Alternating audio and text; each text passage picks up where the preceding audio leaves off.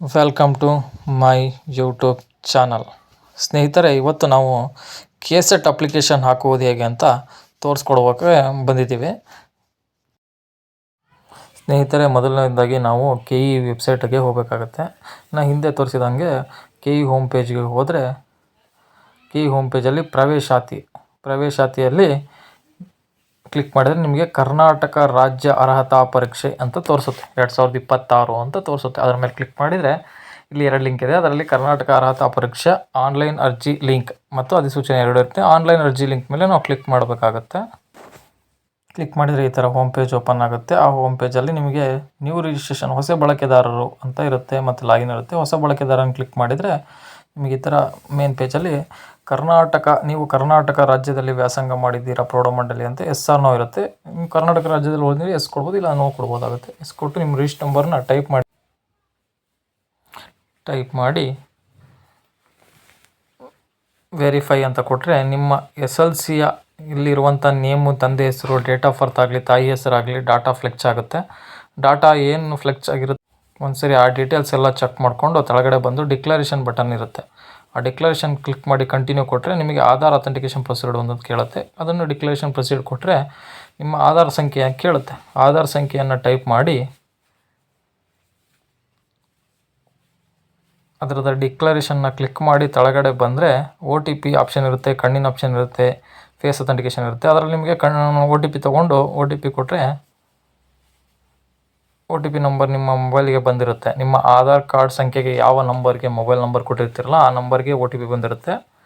ಆ ನಂಬರ್ನ ಇಲ್ಲಿ ಟೈಪ್ ಮಾಡಿ ಸಬ್ಮಿಟ್ ಮಾಡಿದರೆ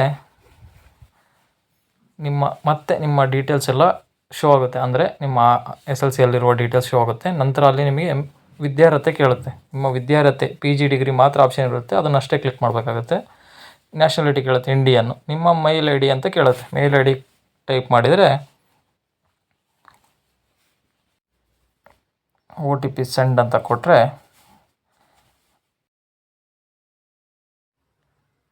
OTP ಸಕ್ಸಸ್ಫುಲಿ ಅಂತ ತೋರಿಸುತ್ತೆ. OTP ಸೆಂಡ್ ಸಕ್ಸಸ್ಫುಲಿ ಅಂತ ಬಂದಮೇಲೆ ಕೆಳಗಡೆ ಮತ್ತೆ ಸ್ಕ್ರೋಲ್ ಮಾಡಿದರೆ ಅಲ್ಲಿ OTP ನಿಮಗೆ ಜನ್ರೇಟ್ ಆಗಿರೋ OTP ನಂಬರ್ ಹಾಕಿ ಒಂದು ಕಾಲಮ್ ತೋರಿಸುತ್ತೆ. ಆ ಕಾಲಮಲ್ಲಿ ನಿಮ್ಮ ಮೇಲ್ IDಗೆ ಬಂದಂಥ 6 ಸಂಖ್ಯೆಯ OTP ನಂಬರನ್ನ ಎಂಟರ್ ಮಾಡಬೇಕಾಗುತ್ತೆ.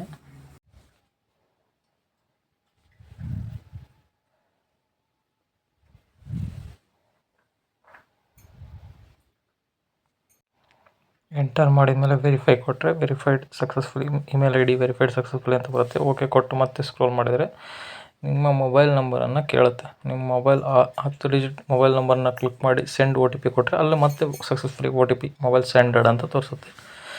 ಅದಕ್ಕೆ ಸ್ಕ್ರೋಲ್ ಮಾಡಿದರೆ ಮತ್ತೆ ನಿಮಗೆ ಅಲ್ಲಿ OTP ಕಾಲಮನ್ನು ತೋರಿಸುತ್ತೆ. ಮೊಬೈಲಿಗೆ ಬಂದ 6 ಸಂಖ್ಯೆಯ OTP ನಂಬರನ್ನು ಕೊಟ್ಟು ವೆರಿಫೈಡ್ ಕೊಟ್ಟರೆ ಸಕ್ಸಸ್ಫುಲಿ ಆಗುತ್ತೆ. ನಂತರ ಮತ್ತೆ ಸ್ಕ್ರೋಲ್ ಮಾಡಿದರೆ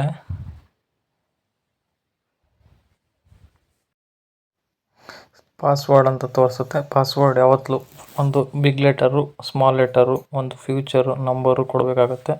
ಸ್ಟ್ರಾಂಗ್ ಪಾಸ್ವರ್ಡ್ ಇಟ್ಕೊಳ್ಳೋದ್ರಿಂದ ನಿಮಗೆ ಒಳ್ಳೆಯದು. ನಂತರ ಫೋಟೋ, ಸಿಗ್ನೇಚರ್, ತಂಬ್ ತೋರಿಸುತ್ತೆ. ಫಸ್ಟು ಫೋಟೋ ಅಪ್ಲೋಡ್ ಮಾಡ್ಕೋಬೇಕಾಗುತ್ತೆ. ನಾವು ಫಸ್ಟು ಸ್ಕ್ಯಾನ್ ಮಾಡ್ಕೊಂಡಿರ್ತೀವಿ, ಅದನ್ನು ಅಪ್ಲೋಡ್ ಮಾಡ್ಕೊತೀನಿ. ಸಿಗ್ನೇಚರ್ನ ಅಪ್ಲೋಡ್ ಮಾಡ್ಕೊತೀನಿ, ತಂಬ್ನು ಅಪ್ಲೋಡ್ ಮಾಡ್ಕೊತಾ ಇದ್ದೀನಿ. ನಂತರ ಅಲ್ಲಿ ತೋರಿಸ್ತಾ ಇರುವಂಥ ಕ್ಯಾಪ್ಚರ್ನ ಟೈಪ್ ಮಾಡಬೇಕಾಗತ್ತೆ. ಟೈಪ್ ಮಾಡಿದ ನಂತರ ರಿಜಿಸ್ಟ್ರೇಷನ್ ಕೊಟ್ಟರೆ ರಿಜಿಸ್ಟ್ರೇಷನ್ ಮೇಲೆ ಕ್ಲಿಕ್ ಮಾಡೋದ್ರಿಂದ ಈ ಥರ ಅಪ್ಲಿಕೇಶನ್ ನಂಬರ್ ನಿಮಗೆ ಬರುತ್ತೆ. ಆ ನಂಬರ್ನ ಬರೆದಿಟ್ಕೋಬೇಕು, ಅಥವಾ ನಿಮಗೆ ಮೊಬೈಲ್ ಮೆಸೇಜ್ ಬಂದಿರುತ್ತೆ ಅದನ್ನು ಇಟ್ಕೊಳ್ಳೋದ್ರಿಂದ ಮುಂದೆ ನಿಮಗೆ ಯೂಸ್ ಆಗುತ್ತೆ. ನೆಕ್ಸ್ಟ್ ಅದನ್ನು ಗೋ ಟು ಹೋಮ್ ಪೇಜ್ ಹೋದರೆ ಮತ್ತೆ ನಿಮಗೆ ಲಾಗಿನ್ ಪೇಜ್ ಬರುತ್ತೆ. ಅಲ್ಲಿ ಅಪ್ಲಿಕೇಶನ್ ರಿಜಿಸ್ಟರ್ ನಂಬರಲ್ಲಿ ಜಾಗದಲ್ಲಿ ಅಪ್ಲಿಕೇಶನ್ ರಿಜಿಸ್ಟರ್ ನಂಬರು ಮತ್ತು ನೀವು ಅಲ್ಲಿ ಕೊಟ್ಕೊಂಡಂಥ ಪಾಸ್ವರ್ಡ್ನ ಟೈಪ್ ಮಾಡಿ ಕ್ಯಾಪ್ಚರ್ ಹಾಕಿ ಲಾಗಿನ್ ಅಂತ ಕೊಟ್ಟರೆ ನಿಮಗೆ OTP ಸೆಂಡಿಂಗ್ ತೋರಿಸುತ್ತೆ. ಈಗ 3 ಆಪ್ಷನ್ ಇದೆ, ಮೇಲ್ ಇದೆ, ವಾಟ್ಸಪ್ ಇದೆ ಮತ್ತು ಮೊಬೈಲ್ ಇದೆ. ನಾವು ಮೊಬೈಲಿಗೆ ಕೊಟ್ಕೊಂಡು ಕಂಟಿನ್ಯೂ ಮಾಡೋಣ. ಮೊಬೈಲಿಗೆ OTP ಸೆಂಡ್ ಆಗಿದೆ. ನಿಮ್ಮ ಮೊಬೈಲ್ ನಂಬರ್ಗೆ ಬಂದಂಥ OTPಯನ್ನು ಇಲ್ಲಿ ಮತ್ತೆ ಎಂಟರ್ ಮಾಡಬೇಕಾಗತ್ತೆ.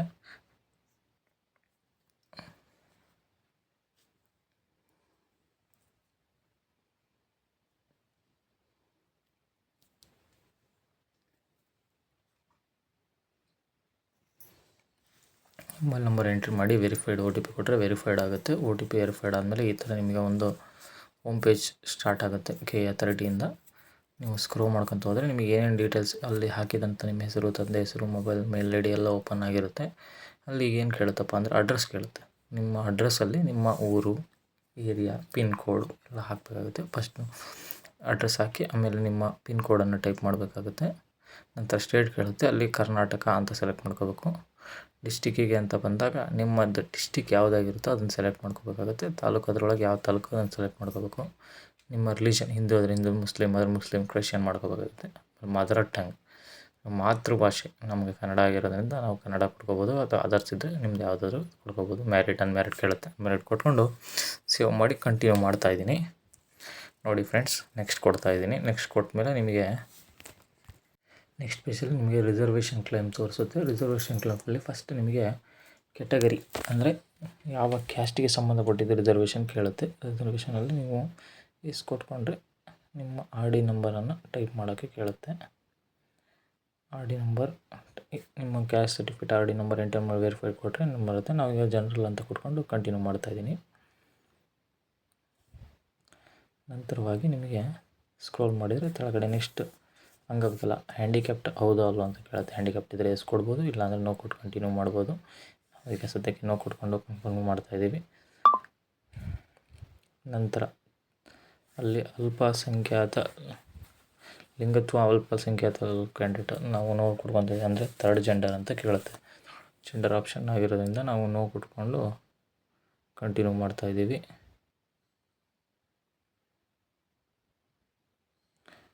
ಅಲ್ಲಿ ಎಸ್ ಕೊಟ್ಟರೆ ಏನು ಬರುತ್ತಪ್ಪ ಅಂತ ಚೆಕ್ ಮಾಡ್ತಾಯಿದ್ವಿ. ಎಸ್ ಕೊಟ್ಟರೆ ನಿಮಗೆ RD ನಂಬರ್ ಅಂದರೆ ಸರ್ಟಿಫಿಕೇಟ್ ನಂಬರ್ ಕೇಳುತ್ತೆ. ಅದನ್ನು ನಾವು ಅದಕ್ಕಾಗಿ ನೋ ಕೊಟ್ಟು ಕಂಟಿನ್ಯೂ ಮಾಡ್ತಾಯಿದ್ದೀವಿ ಫ್ರೆಂಡ್ಸ್.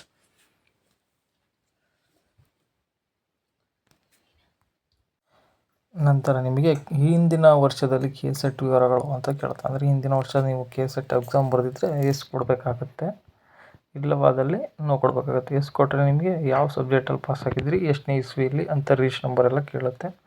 ನಾವು ನೋಡಿ ಕೊಟ್ಕೊಂಡು ಕಂಟಿನ್ಯೂ ಮಾಡ್ತಾಯಿದ್ದೀವಿ ಫ್ರೆಂಡ್ಸ್. ಇವೆಲ್ಲ ಕ್ಲೈಮ್ ರಿಸರ್ವೇಷನ್ ಆದಮೇಲೆ ಕೆಳಗಡೆ ಸ್ಕ್ರೋಲ್ ಮಾಡಿದರೆ ನಿಮಗೆ ನೆಕ್ಸ್ಟ್ ಆಪ್ಷನ್ ತೋರಿಸುತ್ತೆ. ಎಲ್ಲ ಸೇವ್ ಆದಮೇಲೆ ನೆಕ್ಸ್ಟ್ ಕೊಡಬೇಕಾಗತ್ತೆ. ನೆಕ್ಸ್ಟ್ ಕೊಟ್ಟ ಮೇಲೆ ನಿಮಗೆ ಅಲ್ಲಿ UG ಮತ್ತು PG ಡೀಟೇಲ್ಸ್ ಅಂದರೆ ಎಜುಕೇಷನ್ ಆಗಿರೋ ಡೀಟೇಲ್ಸ್ ಕೇಳುತ್ತೆ. ನಾವು ಫಸ್ಟ್ UGದು ಹಾಕಬೇಕಾಗತ್ತೆ. UGಯಲ್ಲಿ ನಿಮಗೆ ಏನಪ್ಪ ಫಸ್ಟ್ ಕೇಳಿದ್ದಾರೆ ಅಂದರೆ ಡಿಗ್ರಿ ಇನ್ ಯಾವುದು ಕೋರ್ಸ್ ಅಂತ ಕೇಳಿದ್ದಾನೆ.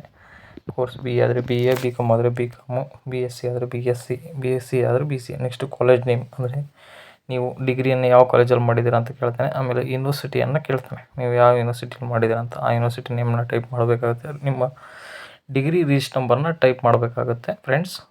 ಡಿಗ್ರಿ ರೋಲ್ ನಂಬರ್ ಹಾಕಿದ ಮೇಲೆ ನೆಕ್ಸ್ಟ್ ಪಾಸಿಂಗ್ ಇಯರ್, ನೀವು ಎಷ್ಟನೇ ಇಸ್ವಿಯಲ್ಲಿ ಡಿಗ್ರಿ ಕಂಪ್ಲೀಟ್ ಆಗಿದೆ ಅಂತ ಹಾಕಬೇಕಾಗುತ್ತೆ. ರಿಸಲ್ಟ್ ಮೋಡ್ ಅಂದರೆ ರಿಸಲ್ಟ್ ಮೋಡಲ್ಲಿ pass, first class, second class, fail, ಡಿಸ್ಟಿಂಕ್ಷನ್ನು ಈ ಥರ ಎಲ್ಲ ಇದೆ. ನಿಮಗೆ ನಿಮ್ದು ಯಾವುದಾಗಿರುತ್ತೋ ಅದನ್ನು ಟೈಪ್ ಮಾಡಬೇಕು. ಆಮೇಲೆ ಯಾವ ತಿಂಗಳಲ್ಲಿ ಪಾಸ್ ಆಗಿದೆ ಅಂತ ಕೇಳ್ತಾನೆ. ಮಾರ್ಚ್ ಆದರೆ ಮಾರ್ಚ್, ಏಪ್ರಿಲ್ ಆದರೆ ಏಪ್ರಿಲು, ಅದನ್ನು ಕ್ಲಿಕ್ ಮಾಡಬೇಕಾಗತ್ತೆ.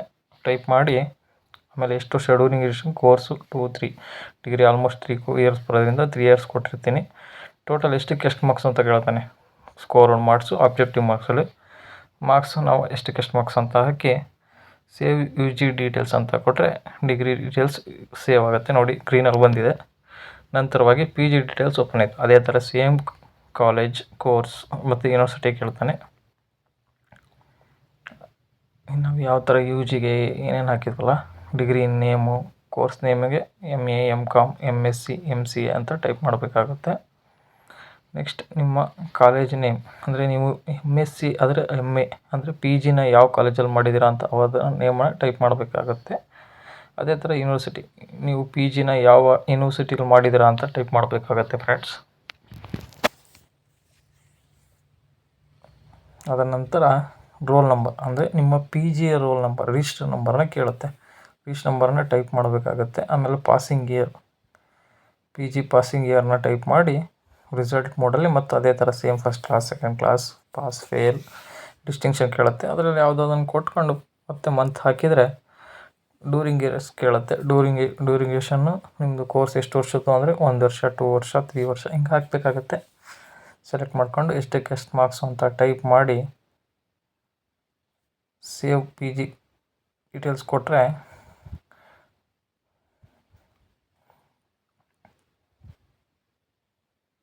ನೋಡಿ ಇಲ್ಲಿ ನಿಮಗೆ ಆ್ಯಡ್ ಆಗಿದೆ.